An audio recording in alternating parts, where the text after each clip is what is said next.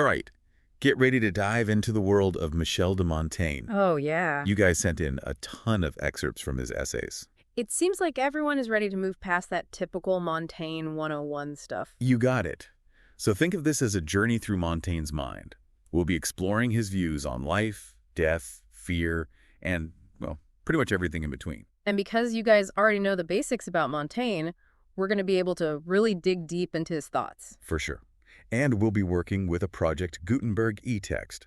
It's the complete essays, translated by Charles Cotton and edited by William Carew Hazlitt. Back in 1877. That's right. So it's kind of interesting because we're getting Montaigne through a 19th century lens, which adds a whole other layer to this. Definitely. One of the first things that really stands out to me about Montaigne is his writing style. Yeah. He doesn't really try to create some sort of rigid argument. Instead, he blends in personal stories, classical references, and philosophical insights. Yeah, it's like he's just having a casual conversation with you. Yeah, exactly. And he brings you right into his thought process. Right in there with him. And in those conversations, he always stresses how important self-knowledge is. He's always breaking down his own feelings and thoughts. Yeah. And by doing that, he's basically giving us the guide to understanding ourselves better. He even calls himself like a hodgepodge of contradictions. Oh, cool. And he sees those contradictions not as like flaws, but like a key part of what it means to be human. He really owns his imperfections, doesn't He he? really does. Like he embraces them. Yeah. His essay on fear is one that really pulls me in. Yeah. It's not just some theoretical thing. Right. He dives into how fear shows up, both Yeah. physically and mentally. Yeah.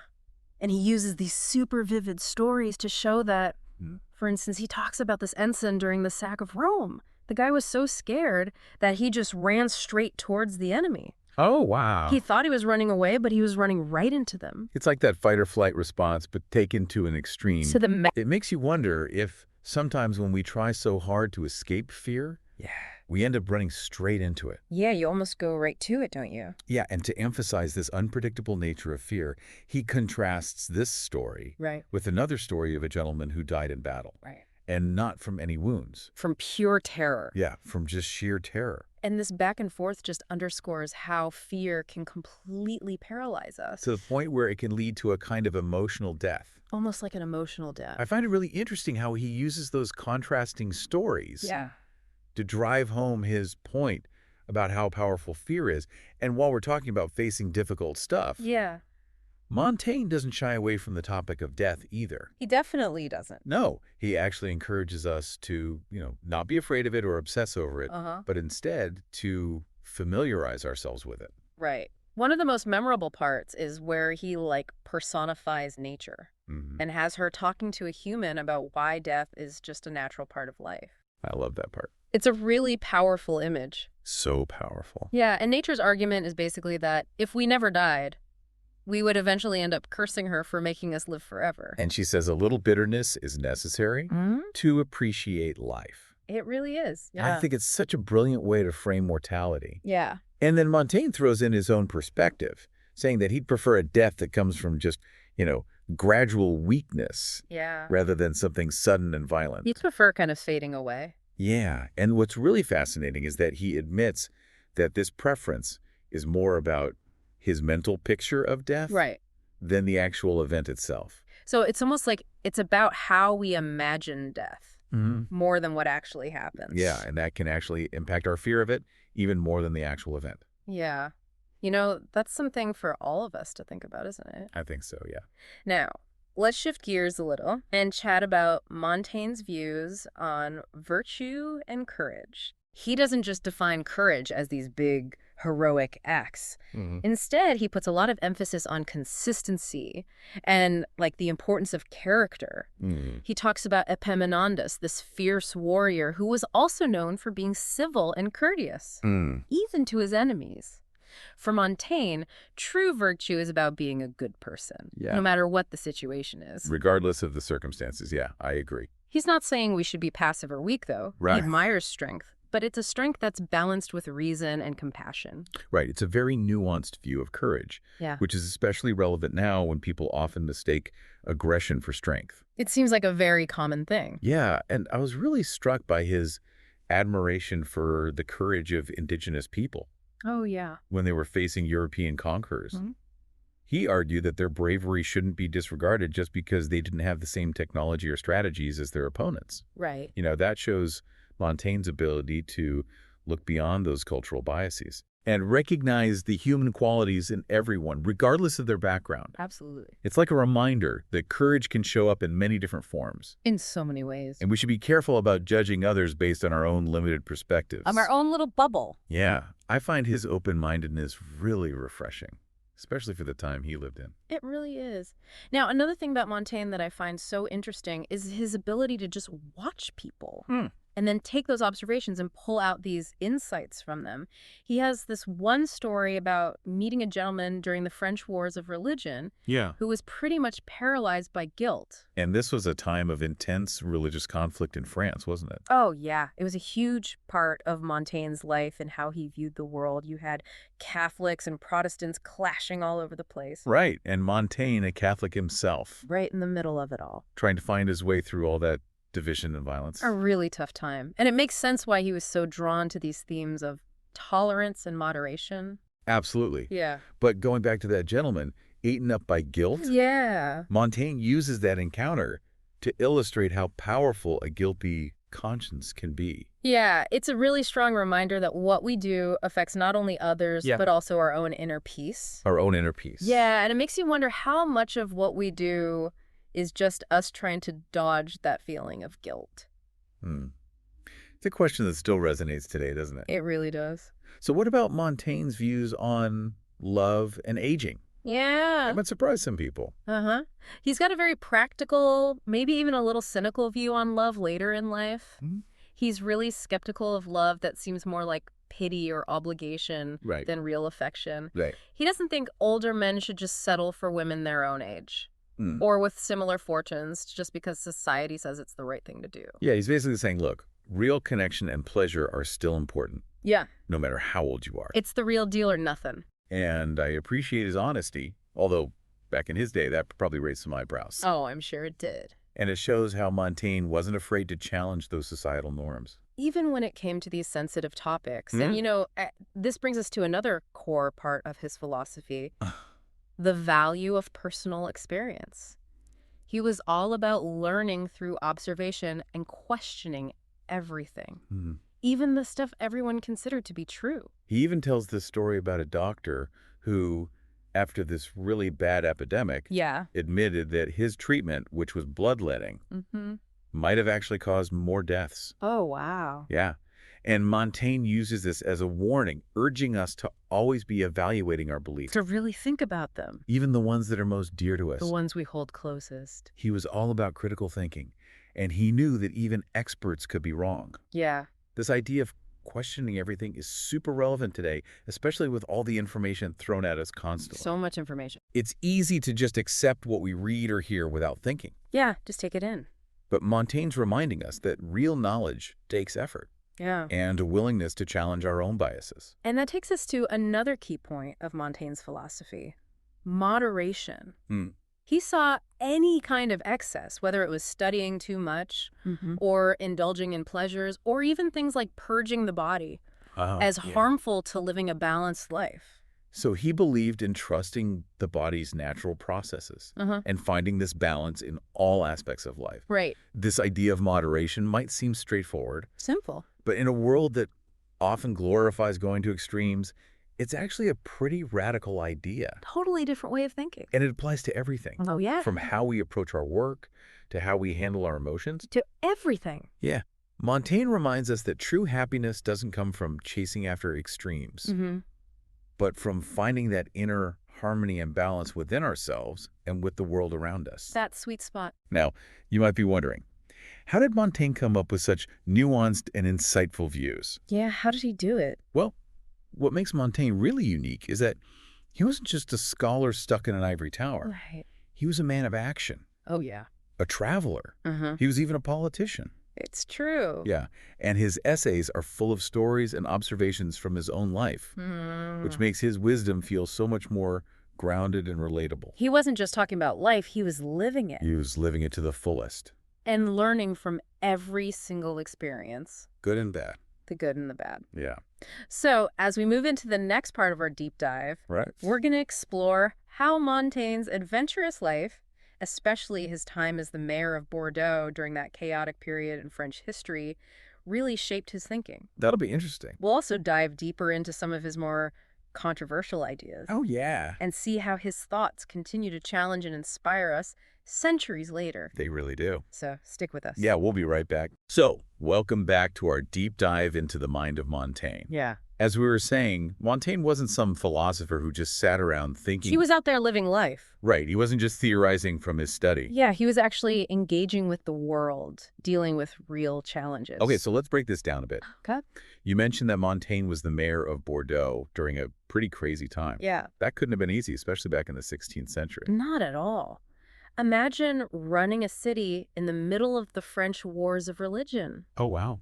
Catholics and Protestants were fighting for power, and there was violence everywhere. Yeah. And Montaigne, being a Catholic, had to navigate all these conflicting beliefs and loyalties. That sounds so stressful. It was. It makes sense that those experiences would influence his views on things like tolerance, moderation, and the dangers of extremism. Absolutely. He saw what fanaticism could do, how easily people could be manipulated by strong words and propaganda. Right. That's what made him believe in reason, compromise, and finding common ground. Yeah. So how did he stay sane in all that chaos? Well, that's where his famous retreat to his tower comes in. Right, his tower. In the middle of all that craziness, he decided to step back from public life and focus on writing and reflecting. He basically locked himself away in his tower, surrounded by books, Wow. and started examining his own thoughts, experiences, and human nature itself. So he wrote those essays during a period of intense self-reflection, trying to make sense of a world that seemed to have gone mad. Yeah. That makes his writing even more powerful, Yeah. knowing the context it came from. It really does. And it's during this time, this self-imposed exile, that he develops his unique essay style. Right. He's not trying to preach or lay down some grand universal truths. Yeah. Instead, he's exploring his own thoughts and feelings with this amazing honesty, Yeah. inviting the reader to join him on this journey of self-discovery. He's really open. And this brings us to that inscription above his study door. Que sais-je? Yeah, what do I know? Such a simple phrase. It is. But it says so much about his approach to knowledge and learning. It shows a deep humility, recognizing that certainty is hard to come by. Yeah, He's basically saying that humans have limits to what they can understand, right. and that true wisdom comes from admitting what we don't know and staying open to new ideas. It's like the opposite of that dogmatism and intellectual arrogance we see so much these days. Totally. And it's incredibly inspiring. Very much so. And you see that same open-mindedness in his views on education. Montaigne was really critical of the rigid and often harsh educational practices of his time. Cool. He thought forcing young minds to memorize facts without encouraging them to think critically was just pointless. So he was more for a holistic approach to education. Yeah. One that focused on developing judgment and character rather than just spitting back information. Exactly. He believed learning should be enjoyable, engaging, not a punishment. Yeah. He even suggested using games and play as learning tools, Wow. which was a pretty radical idea back then. Yeah. It's amazing how his ideas align with modern education philosophies. It really is. The ones that emphasize hands-on learning, critical thinking, and developing a genuine love for learning. It makes you wonder, are we still making the same mistakes that Montaigne warned us about? Despite all our educational advancements. Yeah, are we focusing too much on standardized tests and memorization Right. and not enough on fostering curiosity, creativity, and independent thinking? Montaigne's critique of education back then still applies to us today. It's timeless. He really had a talent for pinpointing those timeless issues, didn't he? He did. Now, we've talked about how Montaigne's life influenced his views on fear, death, courage, and education. Right. But his insights went beyond that. He had some really interesting and often provocative thoughts about politics and power as well. Okay, let's hear it. He was really skeptical of authority and how power can corrupt people. He believed that those in power were often driven by self-interest, Right. not by a genuine desire to help everyone. That's a perspective that's definitely echoed throughout history. Yeah, And it's just as true today. for sure. But how did he reconcile that skepticism with his own experience as a leader? Right, he was a leader himself. Well, he understood the contradictions and compromises that come with being in politics. Hmm. He wasn't naive about the challenges of wielding power responsibly. Right. He knew you had to be practical Hmm. and find ways to serve the public good, even within a flawed system. So it wasn't a simple black and white view of power. No. He recognized the complexities and the potential for both good and bad Yeah. when someone has authority. Absolutely. And this nuanced view shows up in his writing on a wide range of subjects. He encourages us to question not just the people in power, Right. but also our own assumptions and biases. Yeah. He even tackles topics that might seem surprising at first. Like what Clothing. clue? What could a 16th century essayist possibly have to say about fashion that would be relevant to us now? I'm intrigued. Well, he criticized how people used clothing to show off their status and conform to society's expectations. Interesting. He saw it as this form of social signaling that often hides our true selves. Right. And encourages superficiality. Wow, it's like he predicted our obsession with brands, social media, and using material things to define ourselves. Yeah. We might not wear those old-fashioned clothes anymore, Right. but that desire to fit in or stand out based on what we wear Yep. is still there. Absolutely. Montaigne challenges us to look past those superficial things Right. and develop inner strength and self-knowledge. Yeah. He believed that true individuality comes from being comfortable with who you are, not from trying to meet external pressures. It's a powerful message, especially now when we're constantly bombarded with images and messages telling us who to be and what to wear. Yeah. It's liberating to remember that true freedom comes from defining ourselves on our own terms. Absolutely. And this leads us to another important part of Montaigne's philosophy. Okay. Embracing imperfection. He believed that we should accept ourselves, flaws and all, Yeah. and try to improve ourselves without getting obsessed with some unrealistic idea of perfection. He recognized that our contradictions and inconsistencies are part of what makes us human. Yeah. He didn't hide his own imperfections, and he encourages us to do the same. I like that. He famously compares himself to Pyrrho's hog, Hero's hog. this creature that lived in filth but was totally content. Okay. It's a striking image that really challenges our ideas of what a good life is. It's definitely an image that sticks with you. It does. But his point is clear. Yeah. True happiness doesn't depend on external things or meeting some arbitrary standard of purity. It's about finding contentment within ourselves. Yeah. Despite our flaws. It's a really liberating and empowering message. Yeah. It's the opposite of that pressure we feel to be perfect, to achieve, to present this flawless image to the world. It's exhausting. Right? It is. Montaigne reminds us that it's okay to be messy, Yeah. to make mistakes, To be human. to embrace the journey of self-discovery without judgment. And he does it all with a sense of humor, humility, and this deep appreciation for how complex humans are. He really does. Okay, so we've covered a lot of ground. Yeah, we have. We've seen how Montaigne's life shaped his worldview, explored his insights on all sorts of topics, and found these gems of wisdom that are still relevant centuries later. Still applicable today. But how do we apply all of this to our own lives? That's the big question. It is. And what's great about Montaigne is that he doesn't give us easy answers or tell us exactly what to do. Right. He's not like a self-help guru. Yeah. He's more like a wise friend, Yeah, a trusted guide. encouraging us to think for ourselves, to question everything, and to find our own way to a meaningful life. He gives us the tools, the framework, Yeah. but he lets us figure out how to use them. He trusts us to find our own way. It's empowering, isn't it? It is. He's not telling us what to think or believe. Ah. He's showing us how to think for ourselves and embrace the complexity of being human. And he does it with wit, honesty, and a good amount of self-deprecation. Yeah. It's hard not to be charmed by his sincerity Right. and how much he wants to understand himself. He's like that friend who makes you laugh. Yeah. While also pushing you to be a better, more thoughtful person. I like that. Yeah. So, as we move to the final part of our deep dive, All right. I want to hear your thoughts. Hmm. What ideas have really stuck with you? Yeah. How have Montaigne's words challenged your own beliefs or inspired you to see the world differently? We'll be back in a bit to share some final thoughts and give you some food for thought inspired by Montaigne's timeless wisdom. Welcome back to our final part of this deep dive into Montaigne. It's been quite a journey. It has. You know, I'm really amazed by how relevant his ideas still feel, even centuries later. I know, right? It's like he understood something about being human that transcends time. It's incredible. A writer from the 16th century speaking directly to our anxieties and hopes and struggles today. It really is. And it's not just what he talks about, but how he does it. Exactly. His approach is what makes him so unique. Yeah, He's not up there lecturing us. not at all. He invites us into this conversation, making us think critically and question our own assumptions. Right along with him. And he does it all with this amazing mix of wit and vulnerability. He's not afraid to poke fun at himself either. No, he's not. Acknowledging his own quirks and reminding us that it's okay to not have it all figured out. I find that so refreshing, especially these days when everyone seems to be trying to appear perfect and certain. Totally. Montaigne tells us it's okay to be uncertain, to have doubts, to change our minds, Yeah. to be human. He really embraces that messiness of life and encourages us to do the same. I think that's one of his most important legacies. I agree. He gives us permission to be ourselves, flaws and all.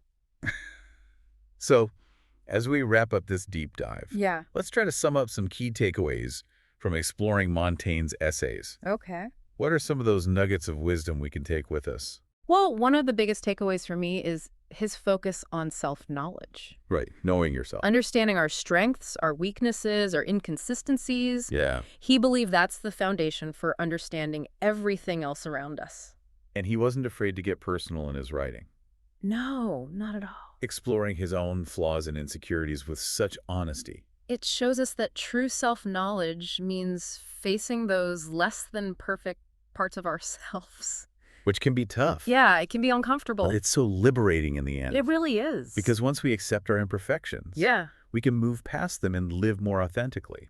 Another key takeaway for me is Montaigne's call for moderation in everything. Moderation, right. Whether it's pleasure, our reactions to tough times, even how we learn, excess in any of those areas, he believed, ultimately gets in the way of a truly fulfilling life. And he reminds us that true contentment isn't about chasing extremes. No. It's about finding that balance within ourselves and with the world. It's about finding that sweet spot where we can live fully without being consumed by our desires or fears. And of course, there's his emphasis on personal experience as a source of knowledge. Right. He urges us to trust our own observations, question everything, Question everything. and be careful about just blindly accepting what experts say. He knew that knowledge is always changing. Yeah. And that we should approach things with a healthy amount of skepticism. And be ready to change our minds as we learn and grow. Absolutely. Which brings us to maybe the most crucial point of all, What's that? thinking for ourselves. Montaigne wouldn't want us to just be passive receivers of information. Right, we're not sponges. He wants us to be active in shaping our own understanding of the world. So question assumptions, challenge the status quo, and create your own path. Exactly. And this critical thinking isn't just about knowing more. It's about developing wisdom, discernment, and understanding what it means to be human. He's like that friend who pushes us to look beyond the surface, To really think deeply. to question everything. Yeah, and by doing that, he helps us become more engaged, thoughtful, and well-rounded individuals. Well said. So as you go about your day, Yeah. try to carry a bit of Montaigne with you. A bit of wisdom. Embrace those contradictions. Don't be afraid of them. Question your assumptions. And never stop exploring the world with a sense of wonder and a healthy dose of skepticism. That's a great way to put it. Thanks for joining us on this deep dive into the fascinating world of Montaigne. It's been a pleasure. We hope you've enjoyed the journey and maybe discovered something new along the way. Until next time. Happy exploring.